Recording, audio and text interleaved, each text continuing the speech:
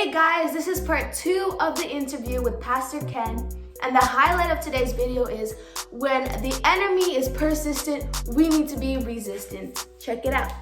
It's go time.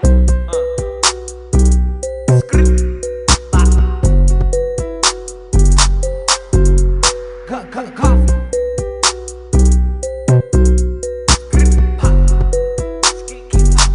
Yeah, it's go time.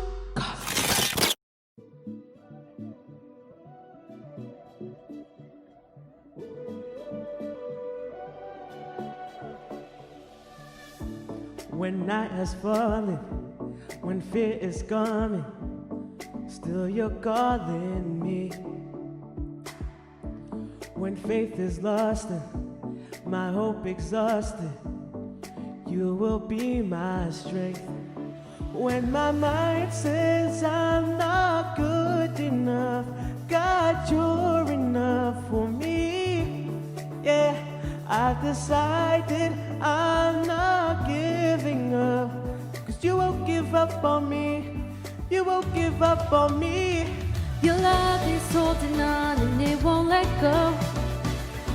I feel it breaking now like an echo. Your love is holding on and it won't let go. I feel it breaking now like an echo, echo in my soul.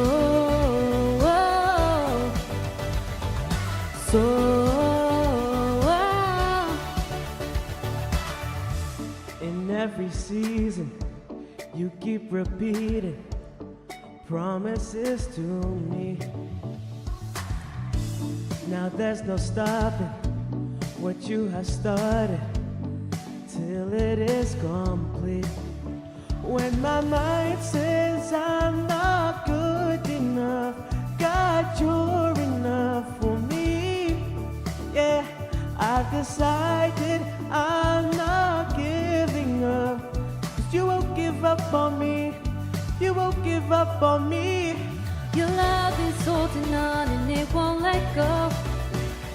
I feel it breaking now like an echo. Your love is holding on and it won't let go. I feel it breaking now like an echo, echo in my soul.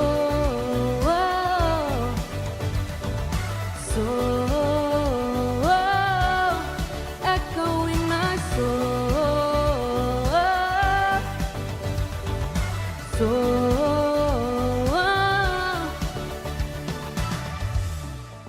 Okay, favorite person in the Bible beside Jesus? Which one would be your favorite? Oh, you know, I have to say, I think Joseph is my favorite character. You know, my book, Living Your Dream, is his story. Yeah. And I think just, his story, it's very compelling. There's so many life lessons within that story. I'd love to hear him talk about his journey and what it was like. So Joseph is one of my favorite characters. And Joseph was very young, right? He was. Yes, he was. 17-ish. He like was. A teenager. Exactly. Yeah. Yeah. Made a lot of mistakes, but He made some mistakes. You know, probably said a little too much to his brothers about how great he was. yeah. But and so just kind of fan the flames of sibling rivalry there, wearing that coat out. It'd be like wearing a coat out to where his brothers were working would be like you and I getting all dressed up and going out to dig ditches. You know, just wasn't the thing you did. Yeah. And so, but he experienced a lot of difficult things. The thing I like about Joseph is that no matter what kind of difficulty was thrown at him, he found a way to bloom where he was planted, and he found a way to bounce back. And I think that's a lesson for all of us, because all of us are going to face things, you know, whether we brought them on ourselves or whether it's just the unfairness of life. And we're going to be treated certain ways. But ultimately, if we learn to be resilient, bouncing back, that God is still at work in our story, and nothing will thwart the purpose of God being fulfilled in our lives. And so because of the position Joseph took on bouncing back and being resilient and doing the best wherever he was at, God raised him up. Yeah. And eventually he saved a nation. And so, no matter what kind of difficulties are thrown at you as a young person, things happen. Life isn't fair. People treat you poorly. Sometimes you're growing up in a broken home. Yeah.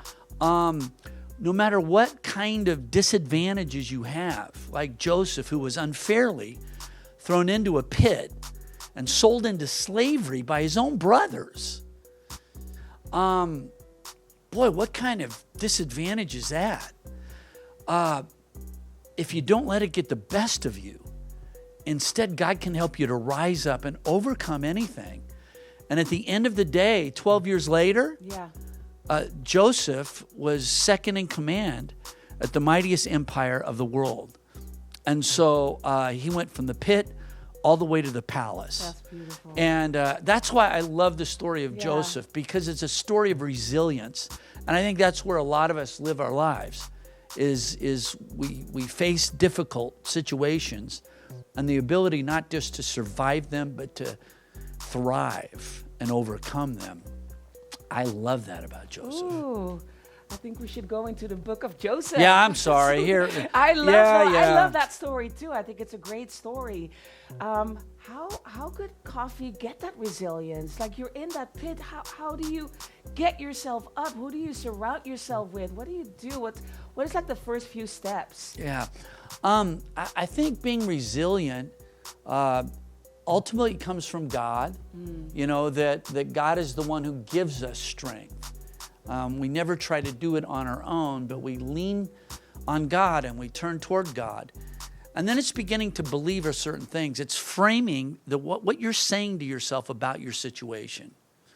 So you can't always determine the situations in your life, but you can determine what you say about them, the way that you frame it. Yeah. And that makes a big difference in the kind of attitude. If you look at this pandemic, for example, and you say, it's been a terrible, it's been a challenging year, a very difficult year. It has, for everyone. Mm-hmm. That's the truth. But we also know another truth, and we frame this pandemic in this truth, that God is causing all things to work together for my good and for his glory. And so even in the difficult situation I'm in, when I know God is at work causing all things to work together for my good, it gives me strength to get up and face and overcome, no matter what I'm in the middle of, because I know this thing isn't going to have the last word in my life. Yeah.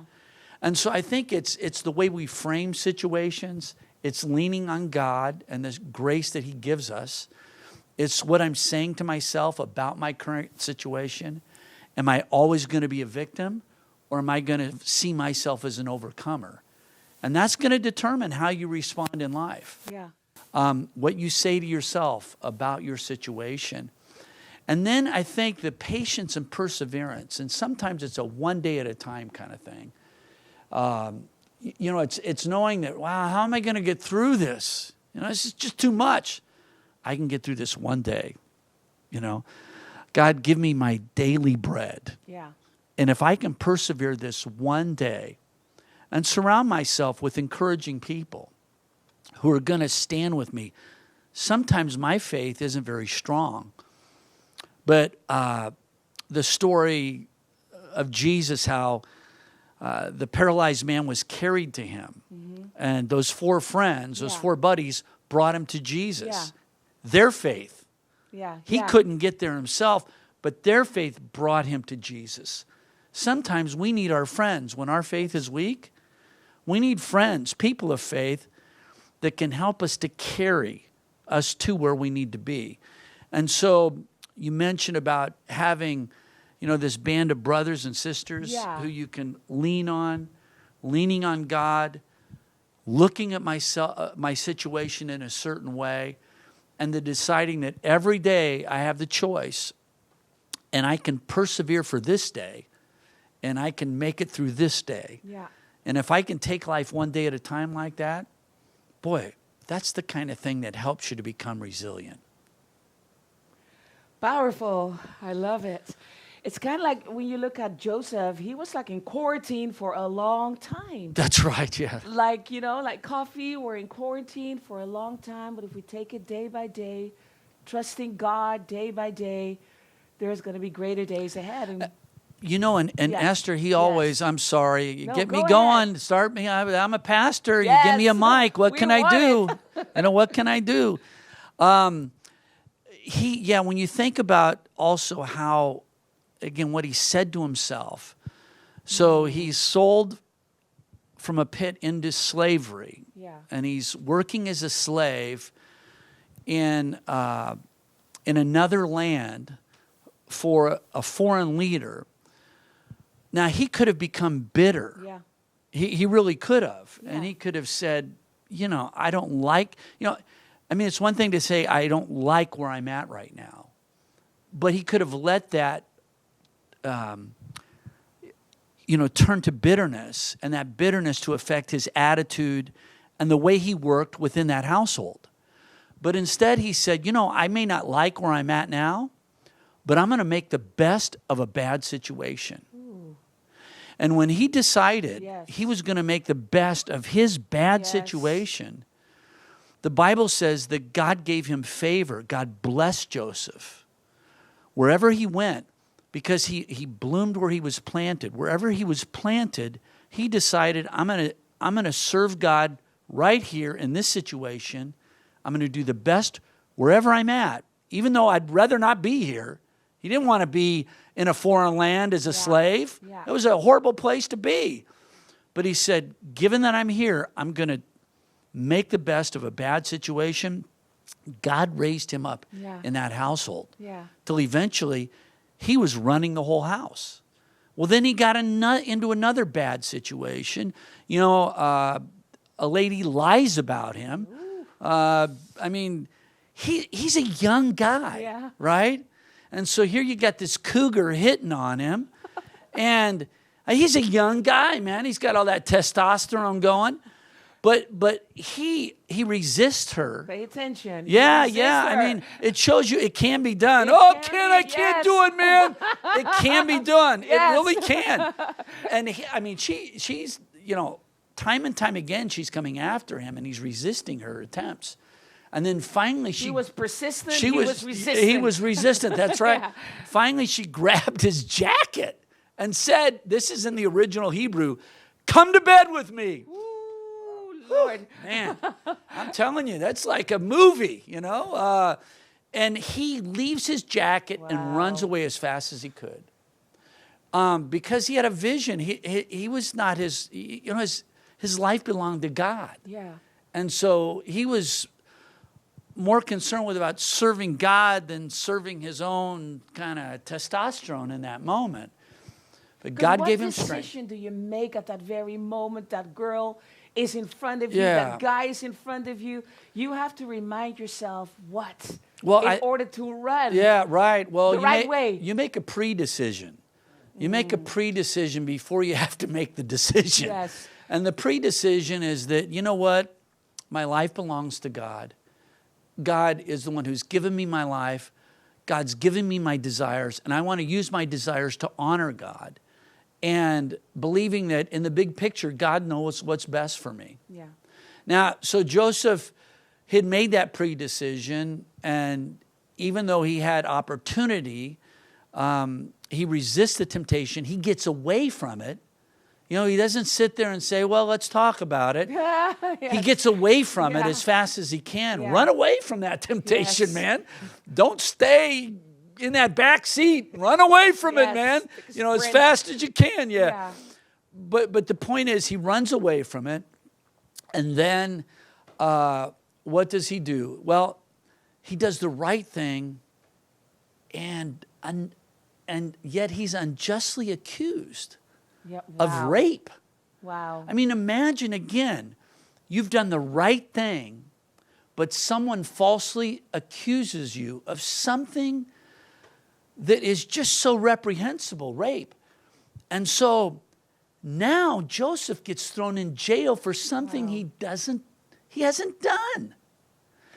And I can see, if I was Joseph in that moment, again, you could see being frustrated, being angry. All those are very natural things. But ultimately, he determines that he's not going to let this make him bitter. Instead, it's going to make him better. And instead of turning away from God, he turns toward God, and he decides to make the best of a bad situation there in prison. And because he blooms where he's planted again, God raises him up. He becomes a leader in that prison. Yeah. And eventually, that prison becomes a stepping stone to where one day he's in the prison and the next day he's in the palace. Wow. Just like that, God can turn your situation around. But it took 12 years. It didn't happen overnight. Yeah. I think sometimes in our generation, we live in a culture where things change so, we expect things to, quick. We want immediate gratification and all those kinds of things that our culture's gotten so used to. But remember, Joseph reached the palace, but it was 12 years in getting there. And it was 12 years of hardship. But he looked at his environment. He didn't have the power to change that. He didn't. No. But he did have the power to choose how he was going to respond in the middle of it. So, yeah, Esther, I think his lesson even for today in our pandemic is, there's lots of things we can't choose right now. We can't choose our environment. And we'd rather not be in the middle of a pandemic. I mean, it's not like, wow, I'm excited about the pandemic. But we can choose what we do in the midst of it.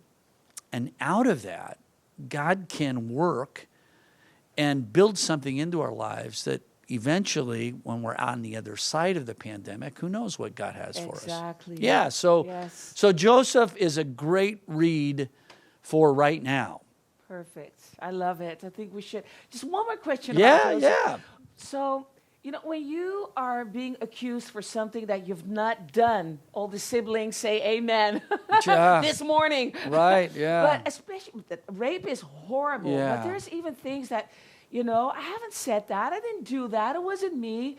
Like, how do you control that desire of defending yourself? Yeah. Like, at that moment, what? Because you want to defend yourself. Sure, yeah. Well, I think, so it's natural to be angry. You should be angry at injustice. I mean, if injustice doesn't make you angry, then, I'm not sure you're still human. So, there's some things that should make us angry. So anger is a human emotion that we have. And we want things to be made right. Our desire for justice is something that is God-given. Yeah. It's not a bad thing, it's a good thing. But I think what we do then is we harness that energy. And through forgiveness, this is something Joseph learned to do. Because even when he sees his brothers, when he's that's good, yeah. when he eventually is the second in command of the most powerful empire in the world, and he meets up with his brothers again, who had sold him into slavery. Man, you talk about payback. What would you do? Yeah, what would you do? Would you do? It would be time for payback, right? Revenge.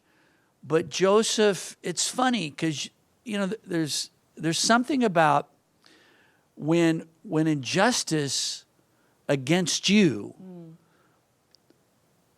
results in unforgiveness in your life.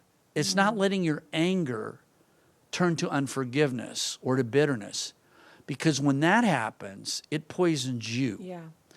If that would have happened, Joseph might have been elevated, but if he had a heart that was filled with bitterness and unforgiveness, it would have limited his joy of that moment of being in Egypt as that ruler. Wow. Instead, though, he is able to forgive his brothers, and he's able to be reunited with his brothers. It's a very powerful moment when he sees his brothers.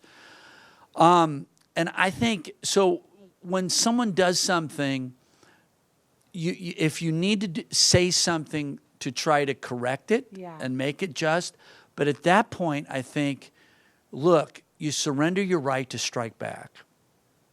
And you remember, you surrender it to God. Yeah. And the Bible says, you know, it's instead of striking back and overcoming evil with evil, overcome evil with good. And make room for God to make things right. Yes. Sometimes we forget that God's still at work in our world. And if we take up Even our if we right don't to see strike it, back, yes. I have the right to strike you back. You hit me, I'll hit you back. When we take that right and we surrender it to God, then it releases us of that feeling we had of we need to strike back at them because they wronged us. And when we give up that right to strike back, God has a way of making things right in the end. God will bring a reckoning, you know, and it frees me up from that feeling like, well, I become a captive then to what you've done to me. And I'm always living under that. And that drains me of so much positive energy. You know, you only have so much energy, Esther, all of us do. Yeah. And if something's draining you of all your positive energy, like unforgiveness and resentment or that desire to strike you back, if that is consuming, I know people, it's been 50 years, 50 years since it happened to them, a bad divorce, and that still is robbing them of their joy. Time doesn't heal all wounds, forgiveness does. And when I take my right to strike back and I surrender it to God, and then I make a choice to forgive them for what they've done, and that enables me to move forward. Yeah. I don't know. Ultimately, I can't control them. If I try to control them, guess what? No. That's going to frustrate me even more. Yeah. I'm going to get even more angry. Yeah. They may never apologize to me. They may never, you know, but that's where David would say, God, vindicate me. You've seen me. You know my heart. You know what really happened. Vindicate me. Yeah. And so to take that desire to strike back, offer it up to God. Say, God, I'm entrusting it to you. I'm laying it down at your feet.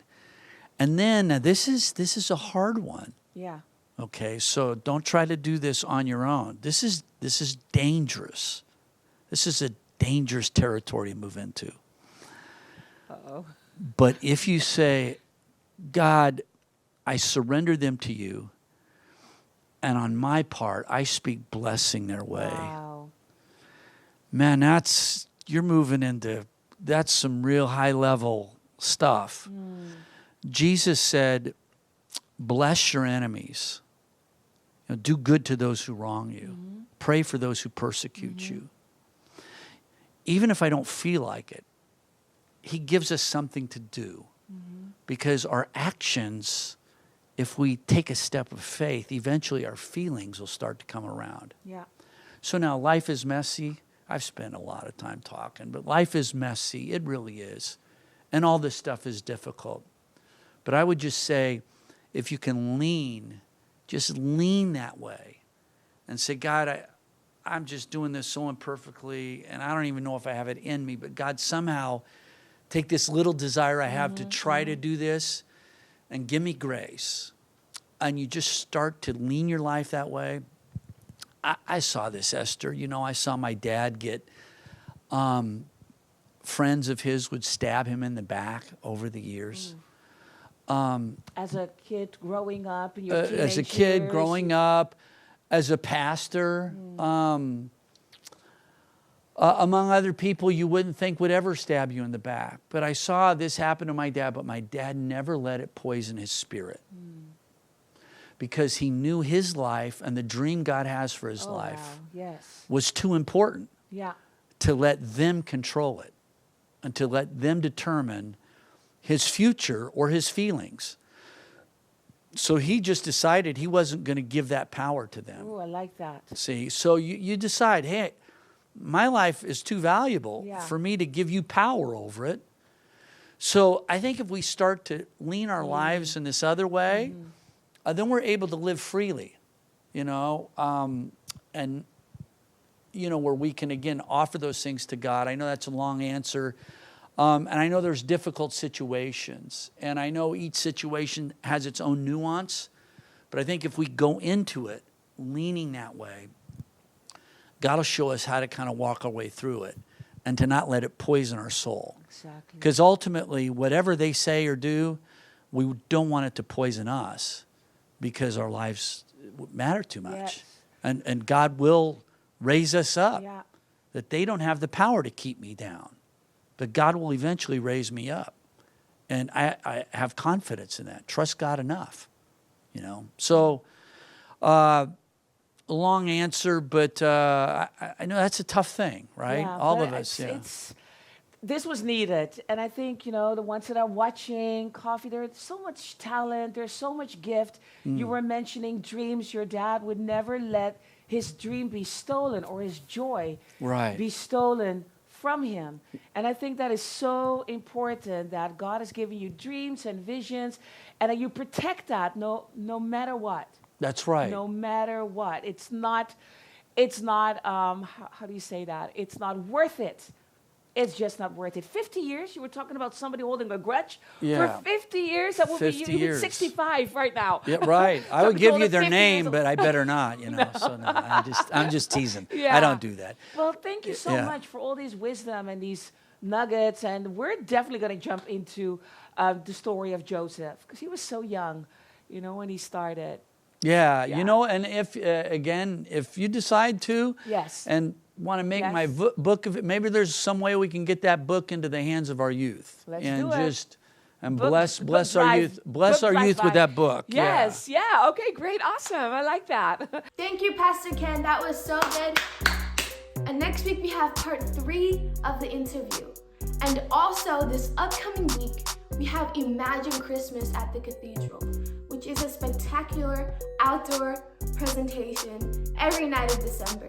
You can find the information right here or here or here.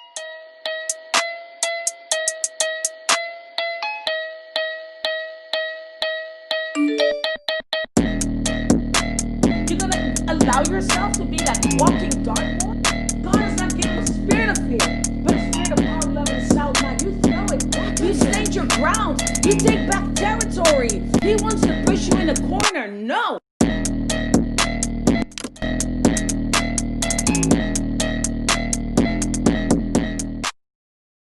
It's go time.